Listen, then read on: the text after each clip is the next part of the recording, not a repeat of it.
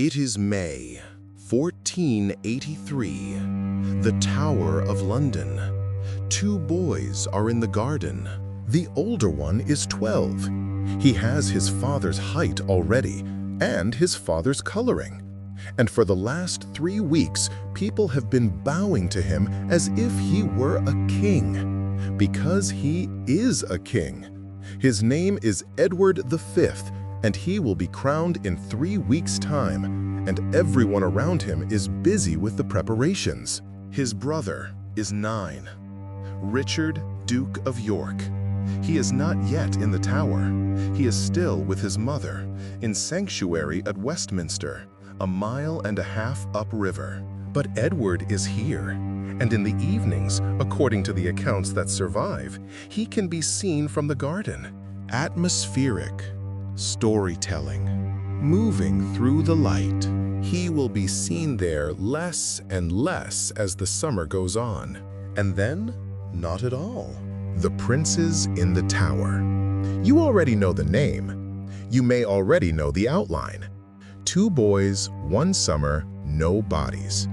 The case has been relitigated for 500 years by historians, novelists, Shakespearean scholars, and amateur detectives who will not let the 15th century alone. But I want to come at this differently, because the question, who killed them, is, in a certain sense, the wrong question. Or at least, it's not the most interesting one. The more interesting question is this.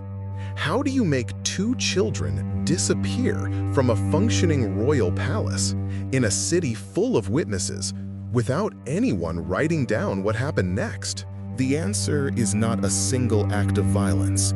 It's a process.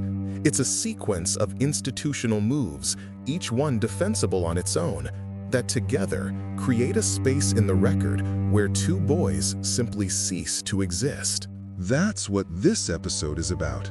Not a murder mystery, a disappearance machine. The year is 1483. The place is England, at the tail end of 30 years of intermittent civil war between 2 branches of the royal house, the Wars of the Roses, as they would later be called. And the particular horror of that world is that its violence was not random. It was systematic. Deposed kings did not retire. They died in custody under circumstances that were never fully explained. Edward II, strangled or smothered at Berkeley Castle in 1327. Richard II, starved to death or simply starved at Pontefract in 1400. Henry VI, killed in the Tower on the night of Edward IV's return to London in 1471. Officially, he died of pure displeasure and melancholy. That is what the record says. Everyone who heard it knew what it meant. It was a pattern, and everyone in the political class understood it. You did not leave a deposed king alive. A deposed king was a flag, a rallying point, a name that rebels could march behind. You removed the name. Edward V and his brother Richard knew this world. Their father had navigated it for 22 years. And in the spring of 1483, when their father died without warning, the machinery that had consumed so many other royal children turned very quietly to face them. April 9th, 1483. Edward IV is dead. He is 40 years old. He has been king for most of his adult life, and his death is sudden enough that no one is fully prepared for it. He leaves behind a 12-year-old heir, a queen mother from a family that everyone at court despises, and a brother named Richard, Duke of Gloucester, who has just been named Lord Protector in the king's will. There are 2 power centers forming within days of the funeral. The Woodvilles, the Queen's family, who have controlled access to the young king during his childhood in Ludlow, and Richard of Gloucester, who has the legal title of Protector but is, at this moment, in Yorkshire. Both sides understand what is at stake. The king is a child. Whoever controls the child controls England. Edward V is traveling from Ludlow toward London for his coronation. He is accompanied by his Woodville relatives, including his uncle Anthony Woodville, Earl Rivers. It is a royal procession. It is meant to be a ceremonial passage. On April 30th, it stops. At Stony Stratford, a small market town in Northamptonshire, Richard of Gloucester and the Duke of Buckingham intercept the procession. Rivers and Richard Grey, the king's half-brother, are arrested. The young king's household is dismantled around him. There is a reported exchange. The young king is said to have asked something to the effect of, "Why are his kinsmen being taken? Why is he standing here without his own people? Is he truly a king if he has no authority?" The exact words are disputed. The sentiment is not. He is 12 years old, and he has just learned what kind of king he is going to be. Edward enters London on May 4th. He is housed in the Tower of London while preparations continue for the coronation, set for June 22nd. This is not unusual. The Tower is a royal palace. Kings have stayed there before coronations for centuries. It is expected. But I want you to hold the physical space in your head for a moment, because it matters. The Tower of London in 1483 is not the ruin tourists walk through today. It is a working complex of buildings inside concentric defensive walls, with the White Tower at its center. The White Tower has royal apartments, a queen's chamber with decorated walls, a king's chamber with a drain running directly to the Thames. There are staff, there are kitchens, there are guards at every gate. Atmospheric storytelling. His attendants are with him, for now. He has his books, he has his household routines. From certain windows, you can see the river. This is a palace, and it is also, by design, one of the most secure structures in England. The line between residence and captivity depends entirely on whether you are permitted to leave. Atmospheric storytelling, an Italian cleric who was in London that spring and observed events firsthand before leaving in July, writes about the atmosphere in the city. He is careful. He records what he sees and what he hears. And he notes that the men around the young king believe death is facing him. His words, like a victim prepared for sacrifice, sought remission of his sins by daily confession and penance because he believed that death was facing him. That is not retrospective interpretation. That is written in the months it was happening by a man who was there. A 12-year-old king in his rooms in the Tower making his confession every day because he thinks he is going to die. Atmospheric storytelling. June 13th. A council meeting in the Tower of London. William Hastings is there. Hastings is one of the most powerful men in England, a loyal friend to Edward IV for decades, a man who had fought beside the old king and helped restore him to the throne once already. He is not a Woodville ally. He supported Richard's protectorate. He is, by all appearances, on Richard's side. He is dead by the end of the meeting. Richard accuses him of treason mid-session. No trial, no formal charges. Hastings is taken out to the Tower Green and beheaded on a log because there is not a block available. It happens that fast. Mancini writes of the city's reaction. The crowd did not know what had happened at first, only that there had been an uproar. Then the truth spread, and then came the fear. Because if Hastings, that Hastings, could be taken and killed like that, then no one in the political class was safe. The point of the execution, understood immediately by everyone watching, is that the point of the execution is the execution. It is a signal. Step back. Atmospheric storytelling. The younger prince, Richard of Shrewsbury, is 9 years old and still in sanctuary with his mother at Westminster Abbey. Sanctuary is a medieval institution with genuine legal weight. Elizabeth Woodville has taken her children there before during previous crises, and it has held. It does not hold now. The Archbishop of Canterbury and other counselors come to the sanctuary. They bring assurances. They bring pressure. The argument is that the boy is needed for the coronation, that his brother requires company, that keeping a royal prince in sanctuary is itself a political statement the Queen should not be making. Atmospheric storytelling. Elizabeth Woodville hands over her son. We do not know what she said. We do not know what she was told, or believed, or feared. The record is silent on that conversation. What we have is the outcome. The boy crosses the river, enters the tower, and is reunited with his brother. And then, both boys are inside. June 22nd. The coronation date comes and goes. No coronation. Instead, a petition circulates, then a sermon, then a formal claim, backed by a man named Robert Stillington, Bishop of Bath and Wells. The claim that Edward IV had been pre-contracted to marry a woman named Eleanor Butler before he married Elizabeth Woodville. Under canon law, if true, the marriage to Elizabeth was invalid. And if the marriage was invalid, then Edward V and his brother Richard were not legitimate heirs. They were bastards. This claim was formalized into a statute called the Titulus Regius. Parliament endorsed it, and its language is exact and deliberate.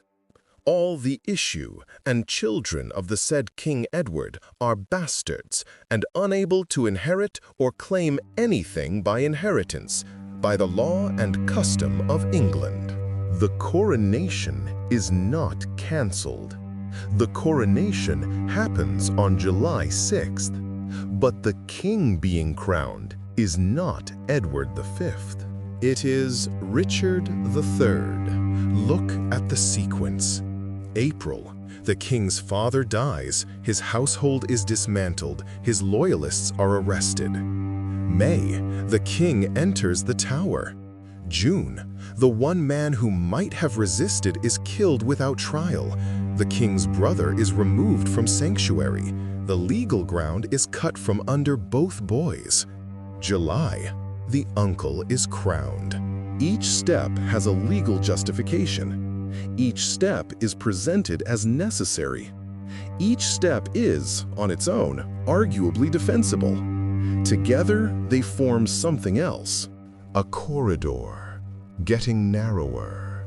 And in the tower, the attendants around the boys are changing. Their own servants are being replaced. Mancini writes, "All the attendants who had waited upon the king were debarred access to him. He and his brother were withdrawn into the inner departments of the tower proper, and day by day began to be seen more rarely behind the bars and windows, till at length they ceased to appear altogether. Day by day, more rarely, till at length. That is the horror. Not a single violent moment. A gradual subtraction. Servants dismissed. Windows. Absences that accumulate." The Croyland Chronicle, a near-contemporary account written by someone in the royal council, records widespread rumor of the prince's deaths circulating through the city and the court. Not confirmation, rumor. The kind that starts when people who had been regularly visible simply stop being seen. It spreads faster than the facts. It almost always does. By late summer 1483, the boys are gone from public view. Not dead, not officially, just not present, not appearing, not mentioned. And then, in October, something shifts. A rebellion breaks out across southern England. The Duke of Buckingham, Richard's closest ally, the man who rode with him to intercept Edward V at Stony Stratford, turns against him. The rebellion is not unified in its goals at first, but it consolidates around a name: Henry Tudor, the Lancastrian claimant in exile in Brittany. The reason this matters for the princes is timing. For a rebellion to choose Henry Tudor, they need a reason not to choose Edward V, and the reason they are choosing Henry Tudor is that enough people in positions of power believe Edward V is already dead. The boys have not been seen. The rumors have been running through the city all summer, and now the political class is acting on those rumors, which means by October 1483 at the latest, the disappearance is doing political work. Someone is benefiting from the uncertainty, and in late medieval England, that is usually the person who arranged for the uncertainty. So, who did it? I am going to give you the honest version of the answer, which is we do not know. And the reason we do not know is partly because the people who might have known had very good reasons to make sure no one did. But the shape of the evidence matters. Atmospheric storytelling, the traditional answer, the one Shakespeare inherited and made famous. The case for Richard is structural. He had custody. He had motive. He had just systematically eliminated every obstacle between himself and the throne. The boys were the most obvious remaining threat, and he never, not once, produced them publicly or offered any explanation of their fate. That last point is genuinely strange. If the boys were alive, producing them would have silenced the rumors. If they had died of natural causes, announcing it with appropriate ceremony would have been the safe political move. Richard did neither. The silence is, in its way, the loudest thing in the record. The case against him, or at least the case against certainty, the main narrative of the murder, the one involving a man named James Tyrrell, two servants named Miles Forrest and John Dighton, and pillows pressed over the boys' faces in their bedchamber, comes almost entirely from Thomas More, writing in 1513, 30 years after the events, from within the household of John Morton, who was Richard III's enemy. More is a brilliant writer. His account of Richard is literary and devastating, and it has shaped how Western culture thinks about this case for 5 centuries. It may also be Tudor propaganda. It may be a mixture of things. But it is not an eyewitness account. It is a later reconstruction, and that matters.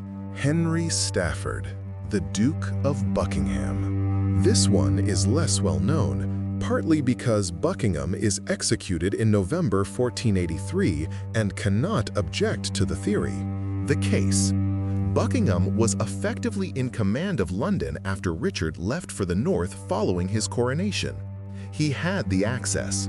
He had a blood claim to the throne of his own, descending from both John of Gaunt and Thomas of Woodstock. Some historians, Paul Murray Kendall among them, have proposed that Buckingham acted entirely on his own, without Richard's knowledge, either to clear the path for his own ambitions or to commit a deed so damaging to Richard's reputation that it would create the conditions for rebellion. And there are 2 contemporary documents that point at him directly. One is a Portuguese text from the period, stating the princes were placed under Buckingham's custody and, in that account, starved to death. The other is a document discovered in the College of Arms in 1980, stating the murder was, in its words, "be the vice of the Duke of Buckingham." 2 documents from different sources, both pointing the same direction. The counter-argument is this. If Buckingham had killed the princes without Richard's knowledge, Richard had every reason, after the rebellion and Buckingham's execution, to blame him publicly. It would have cleared Richard's name. He did not do it. That silence is its own kind of evidence. It suggests either that Richard knew or that Richard did not want the question raised at all. Atmospheric storytelling. This one requires the boys to have survived past 1483, which is uncertain but not impossible. The argument. Henry takes the throne in August 1485, 2 years after the disappearance. If the boys were alive, they were the greatest threat to his legitimacy. He repeals the Titulus Regius, which technically re-legitimizes them. He orders every copy of the Titulus Regius to be destroyed, unread. And then, in 1502, 17 years later, a man named James Tyrrell confesses to the murders before his execution on unrelated treason charges. The confession, as reported by Thomas More, neatly assigns guilt to Richard III. Atmospheric storytelling. Henry never acknowledges the boys in any official record. He never explains what happened to them. The confession comes at a politically convenient moment, and no contemporary transcript of it survives. The weakness of the Henry theory is that his enemies, and he had many, never accused him of this crime at the time. Researcher Philippa Langley and the Missing Princes Project have done archival work arguing for survival.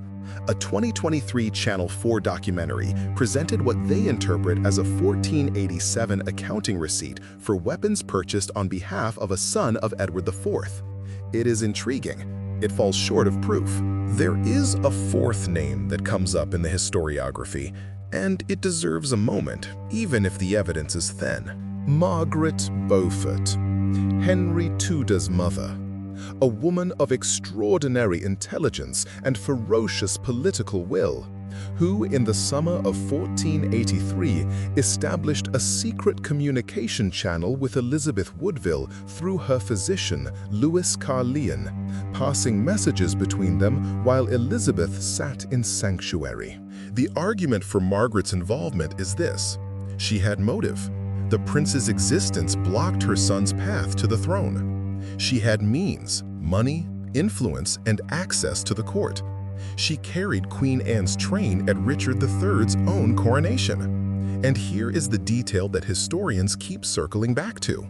For Elizabeth Woodville to agree to support Henry Tudor's claim and to agree to a marriage between Henry and her daughter Elizabeth of York, she must have believed her sons were already gone. The person most likely to have told her that was the woman sending her messages through a doctor. The argument against: there is no direct evidence.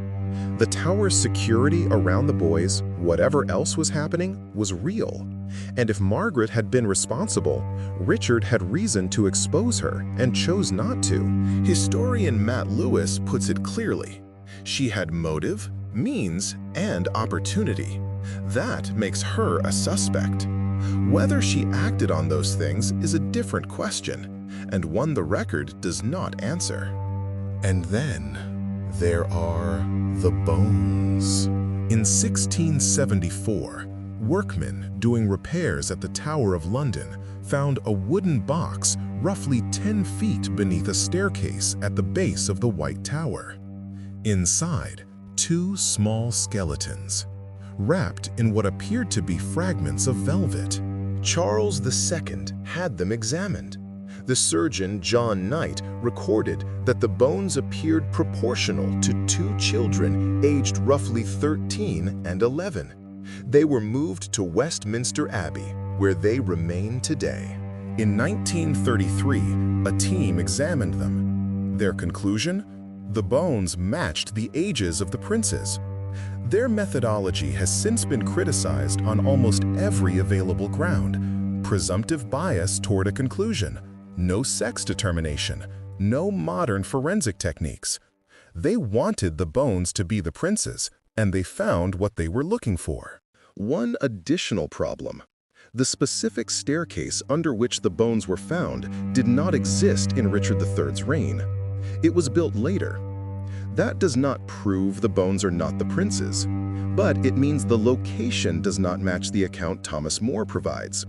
And it opens the question of whether the bones were moved at some point, or whether they belong to someone else entirely. Atmospheric storytelling has been requested, petitioned, and proposed. The Church of England and the Crown have declined. So the bones sit in Westminster Abbey, in an urn. and we cannot test them. This is the case. 500 years on. That is where we are. Here is something that should stop you cold.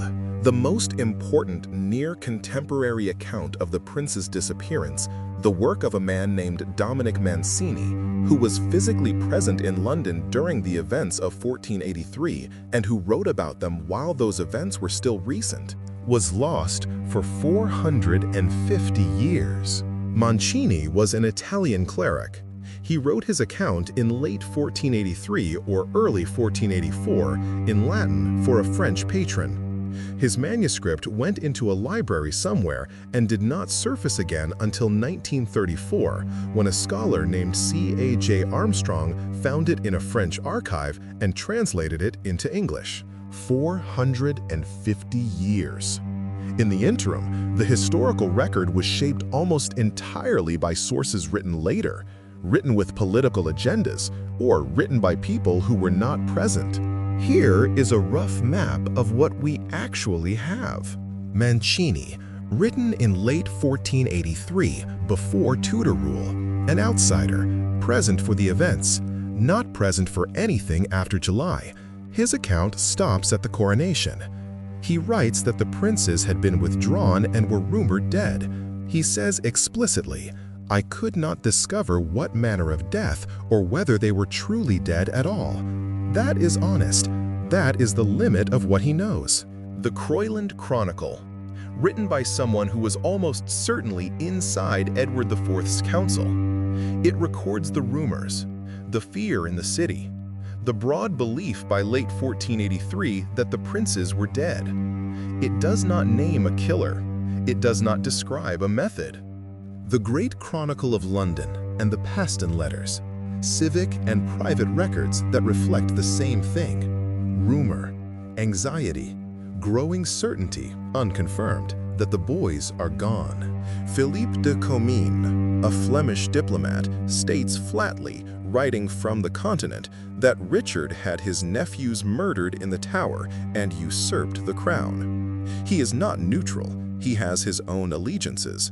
But he is recording what was believed across Europe within months of the events. And then there is Thomas More, writing 30 years later, the account everyone knows, the most detailed, the most vivid, the one with names and methods and a confession. The Tyrrell Confession is the sharp edge of this problem. Atmospheric storytelling was executed in 1502 for treason connected to Yorkist plots. According to Thomas More, writing more than a decade after the execution, Tyrrell confessed before he died to the murders of the princes on Richard III's orders, using Forrest and Dighton. No transcript of this confession survives. No contemporary account mentions it. The only record we have is More's, written long after Tyrrell was dead and unable to confirm or deny anything. The confession arrives at a precise moment. Henry VII's throne is under strain. His heir has just died, and the Yorkist pretender problem has been a constant irritant for 20 years. Lambert Simnel in 1487 claiming to be Edward, Earl of Warwick. Perkin Warbeck in the 1490s claiming to be Richard, Duke of York, the younger prince himself. Henry had both of them dealt with, but the problem kept reappearing because the archive had never definitively closed the case. A clean confession from a dead man, pinning the crime on a dead king, closes several open questions at once. Maybe, Tyrrell confessed, maybe he confessed to something that was then shaped in the retelling. Maybe the confession was constructed after the fact. We do not have the primary document. We have Thomas More's account of Thomas More's understanding of events that occurred before Thomas More was old enough to attend a council meeting. The Mancini manuscript is the reminder. The archive is not the past. The archive is what survived. And what survived, survived for reasons. And those reasons are not neutral. Atmospheric storytelling, The thing no Tudor source gives us is the texture of fear in real time. Not the tidy narrative of a tyrant ordering murders, the slow withdrawal, the attendants dismissed, the windows, the faces seen less often, the city that began to hear rumors and did not know what to do with them. That account was sitting in a French library for 4.5 centuries, while the story calcified around Thomas More's version. The historians I find most credible on this case are the ones who sit with that fact. The record is not a window into 1483. It is a series of lenses ground by people who needed the light to fall a certain way.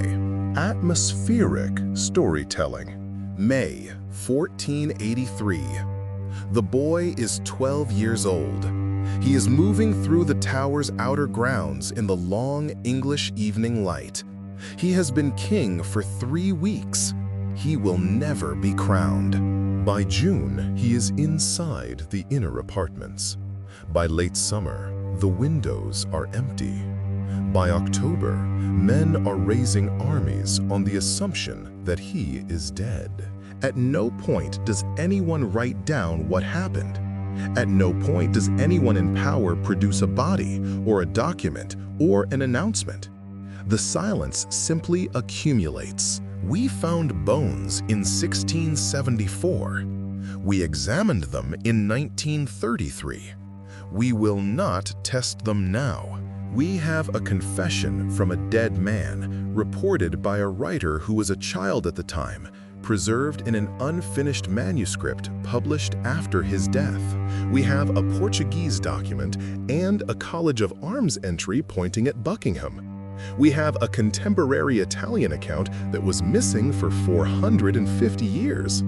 We have a statute that was passed to make 2 children legally cease to exist, and a later statute ordering every copy of the first one destroyed. We have the silence, which is the most honest thing in the record. It tells you exactly how much the people who were there wanted you to know. The question, who killed them, has occupied scholars and obsessives since before Shakespeare put it on the stage. But the question I keep coming back to is different. How long can a silence remain evidence? Because the silence has lasted 540 years, and it is still working. It is still protecting something, or a version of events that someone, at some point, needed to be the true one. Atmospheric storytelling. 2 boys, a garden, an empty window. That is what we have. Next time, we go further back, and the crimes are stranger. I'm A.M. Blackmere. Thank you for listening.